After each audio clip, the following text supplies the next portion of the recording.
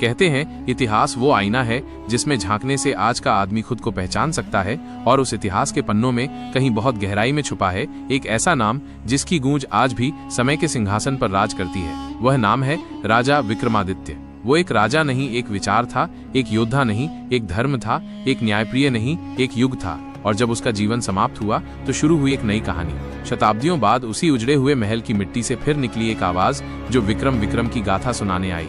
वो 32 पुतलियां, हर पुतली में छिपी थी विक्रम के जीवन की वो एक कहानी जो केवल राजा नहीं बल्कि इंसान बनने का रास्ता दिखाती है। महान राजा विक्रमादित्य की मृत्यु के लगभग 300 सालों बाद उज्जैन नगरी के ऊपर राजा भोज का राज्य था। राजा भोज भी अपने समय के बड़े यशस्वी और धर्मात्मा राजा थे। उनके राज्य में संपूर्ण प्रजा बड़े सुख चैन से बसती थी, किसी को भी किसी प्रकार का कोई दुख नहीं था।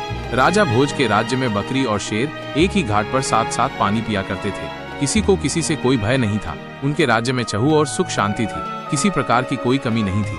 राजा भोज एक आकर्षक छवि वाले गुणी व्यक्ति थे। वे इतने सुंदर थे कि कोई भी स्त्री उन्हें एक बार देख ले तो क्या मजाल कि वो मरते दम तक भी उन्हें भुला सके।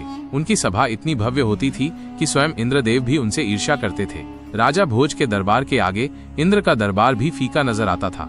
राजा भोज की नगरी में सब कुशल मंगल से चल रहा था, पर एक दिन जब राजा भोज के हरकारे उनके किसी काम से जा रहे थे तो उन्होंने एक अजीब दृश्य देखा कि एक साधारण सा चरवाहा बीच खेतों के एक मचान पर चढ़ा हुआ है और चिल्ला चिल्लाकर राजा भोज के बारे में उल्टा सीधा कह रहा है। राजा भोज को पकड़कर मेरे पास लाओ, उसे सजा दिलवाओ और मेरा राज्य मुझे दे दो। एक चरवाहे के मुख से अपने राजा के लिए ऐसी बातें सुन हरकारों को बहुत गुस्सा आया।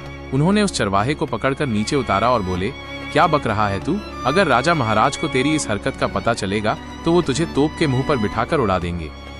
हरकारों की बात सुन चरवाहा गिड़गिड़ाते हुए माफी मांगने लगा।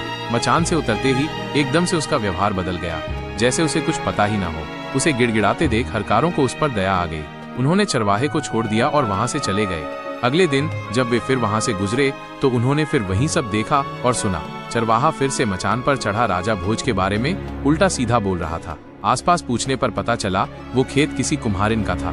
जब भी वो अपने खेत में कोई फसल उगाती तो पूरे खेत में बहुत अच्छी फसल होती, पर उस मचान वाली जगह पर एक पौधा तक नहीं उगता था। आखिर कुम्हारिन ने उस जगह पर एक ऊंचा सा मचान बनवा दिया ताकि इसके ऊपर चढ़कर खेत की रखवाली की जा सके। चरवाहे के बारे में पूछा तो पता चला कि वो एक साधारण सा चरवाहा है, पर पता नहीं क्यों जब भी वो इस मचान यानी चबूतरे पर चढ़ता है तो इसी प्रकार की बातें करता है और नीचे उतरते ही उसका व्यवहार बिल्कुल सामान्य हो जाता है। ये सब जानने के बाद राजा भोज के हरकारों को बड़ा अजीब लगा।